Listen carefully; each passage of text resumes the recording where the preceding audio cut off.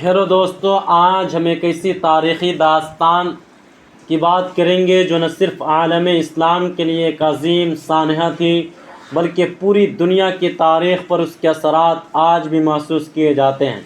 آج کی ویڈیو کا موضوع ہے فتنہ تاتاریہ۔ یہ وہ دور تھا جب تاتاریوں کی افواج نے اسلامی دنیا کے عظیم شہروں کو تہس نہس کیا، علم و دانش کے مراکز تباہ کیے اور ایک عظیم تہذیب کو شدید نقصان پہنچایا۔ لیکن کیا یہ صرف تباہی کی کہانی تھی یا اس کے پیچھے کوئی گہری حکمت اور سبق بھی چھپا ہے؟ دوستو، آج کی اس ویڈیو میں ہم اس فتنے کی تفصیلات، اس کے اسباب اور اس کے اثرات اور اس سے حاصل ہونے والے اسباق پر بات کریں گے۔ تو دوستو، سب سے پہلے سوال یہ ہوتا ہے کہ تتاری کون تھے اور وہ کہاں سے آئے؟ تتاری جنہیں مغل یا منگول بھی کہا جاتا ہے، سینٹرل ایشیا کے وسیع و عریض میدانوں سے تعلق رکھنے والی ایک جنگجو قوم تھی۔ یہ لوگ منگول خانوں کی قیادت میں متحد ہوئے اور ان کی طاقت کا عروج 13ویں صدی عیسوی میں دیکھنے کو ملا۔ ان کا سب سے مشہور رہنما چنگیز خان تھا، جس نے 1206 عیسوی میں منگول قوم کو ایک عظیم سلطنت میں تبدیل کیا۔ چنگیز خان ایک بے رحم فاتح تھا جس نے اپنی فوج کو نہ صرف طاقتور بنایا بلکہ ایک ایسی جنگی مشین بنایا جو اپنے وقت کی جدید ترین فوجوں کو بھی شکست دے سکتی تھی۔ منگولیوں کی فوج اپنی رفتار، نظم و ضبط، مینجمنٹ اور جنگی حکمت عملی کے لیے مشہور تھی۔ وہ گھوڑوں پر سوار ہو کر برق رفتار سے حملہ کرتے اور اپنے دشمنوں کو نفسیاتی طور پر دہشت زدہ کر دیتے تھے۔ لیکن تتاریوں کا عروج صرف چنگیز خان تک محدود نہیں تھا۔ اس کے بعد اس کے بیٹوں اور پوتوں جیسے ہلاکو خان نے اس سلطنت کو مزید پھیلایا۔ ہلاکو خان وہ کردار تھا جس نے اسلامی دنیا پر سب سے زیادہ تباہ کن حملے کیے۔ تتاریوں کی ثقافت اور طرز زندگی بھی ان کی فتوحات کا ایک اہم حصہ تھی۔ وہ خانہ بدوش تھے اور ان کی معیشت زیادہ تر لوٹ مار اور غنائم پر مبنی تھی۔ ان کے لیے فتح صرف زمینوں پر قبضہ کرنا نہیں تھا بلکہ دشمن کو مکمل طور پر نیست و نابود کرنا بھی تھا۔ اب ہم بات کرتے ہیں کہ فتنہ تاتاریہ کا آغاز کیسے ہوا۔ 13ویں صدی کے اوائل میں منگولوں نے اپنے فتوحات کا سلسلہ وسطی ایشیا سے شروع کیا۔ انہوں نے سب سے پہلے خوارزم شاہی سلطنت کو نشانہ بنایا، جو اس وقت اسلامی دنیا کی ایک طاقتور سلطنت تھی۔ خوارزم شاہی سلطنت کے بادشاہ علاء الدین محمد نے ایک بڑی غلطی کی جب انہوں نے چنگیز خان کے سفیروں کو قتل کر دیا۔ یہ واقعہ 1218 عیسوی میں پیش آیا جب چنگیز خان نے تجارت کے لیے اپنے سفیر بھیجے تھے۔ اس قتل نے چنگیز خان کو مشتعل کر دیا اور اس نے خوارزم شاہی سلطنت کے خلاف ایک بھرپور حملہ شروع کیا۔ تتاریوں نے بخارا اور سمرقند جیسے عظیم اسلامی شہروں کو تباہ کر دیا۔ یہ شہر علم و دانش کے مراکز تھے جہاں ہزاروں کتب خانوں میں موجود کتابیں جلا دی گئی۔ کہا جاتا ہے کہ دریائے جیجو کا پانی کتب خانوں سے بہنے والی سیاہی سے سیاہ ہو گیا تھا۔ تتاریوں کی پالیسی تھی کہ وہ شہروں کے باشندوں کو یا تو غلام بناتے یا ان کا قتل عام کرتے۔ لاکھوں لوگ اس فتنے کے نظر ہوئے۔ یہ عمل صرف فوجی فتوحات نہیں تھی بلکہ یہ نفسیاتی جنگ بھی تھی۔ تتاری اپنے دشمنوں کو دہشت زدہ کرنے کے لیے شہروں کو مکمل طور پر تباہ کر دیتے تھے تاکہ دوسرے شہر مزاحمت کرنے کی ہمت نہ کر سکے۔ اب ہم اس فتنے کے سب سے دردناک باب کی طرف آتے ہیں جو بغداد کی تباہی سے ریلیٹڈ ہے۔ دوستو، 1258 عیسوی میں ہلاکو خان کی قیادت میں تتاری فوج نے بغداد پر حملہ کیا، جو اس وقت عالم اسلام کا علمی، ثقافتی اور سیاسی مرکز اور سینٹر ہوا کرتا تھا۔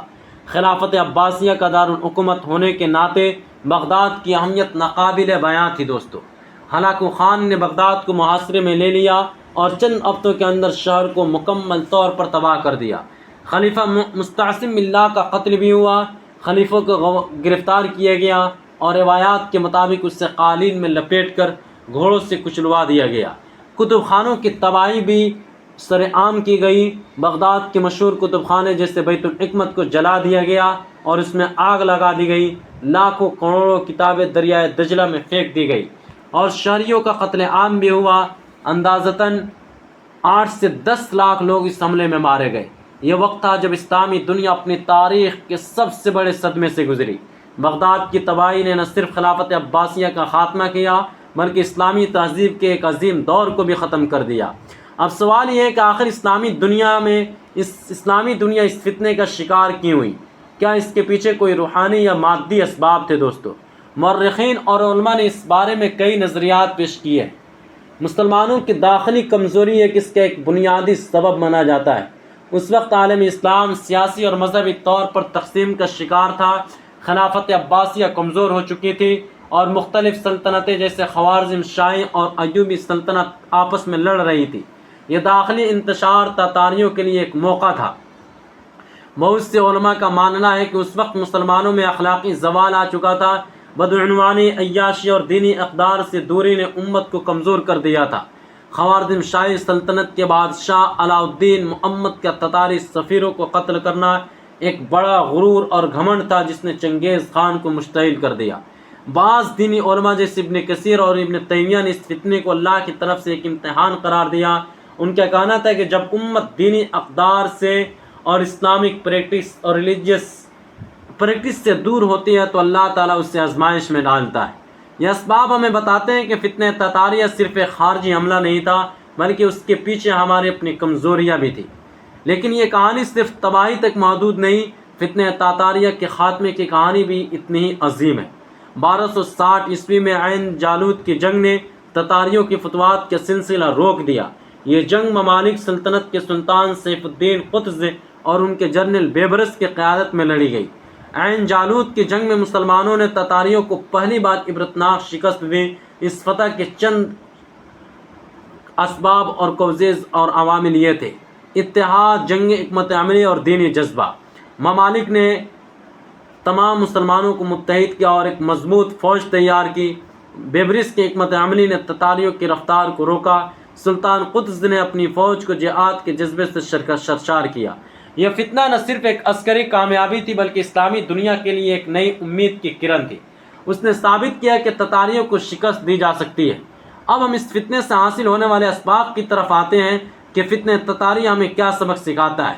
جب تک امت متحد نہیں ہوگی وہ کسی بھی دشمن کا مقابلہ نہیں کر سکتی ہے۔ دوستو، اخلاقی زوال اور بدعنوانی ہمیشہ تباہی کا باعث بنتی ہے۔ بغداد کی تباہی نے ہمیں سکھایا کہ علم کے مراکز کی حفاظت کتنی ضروری ہے۔ عین جالوت کی فتح نے ثابت کیا کہ مشکل حالات میں بھی صبر اور استقامت سے کامیابی حاصل کی جا سکتی ہے۔ یہ سبق آج بھی ہمارے لیے اتنا ہی اہم ہے جتنا کہ 13ویں صدی میں تھے۔ آج ہمارے سامنے جو چیلنجز ہیں وہ شکل بدل کر آ سکتے ہیں، لیکن ان کا مقابلہ کرنے کے لیے ہمیں وہی اتحاد، دینی جذبہ اور حکمت عملی درکار ہے۔ دوستو، فتنہ تتاریہ ایک ایسی تاریخی داستان ہے جو ہمیں ہماری کمزوری اور طاقت دونوں سے روشناس کراتی ہے۔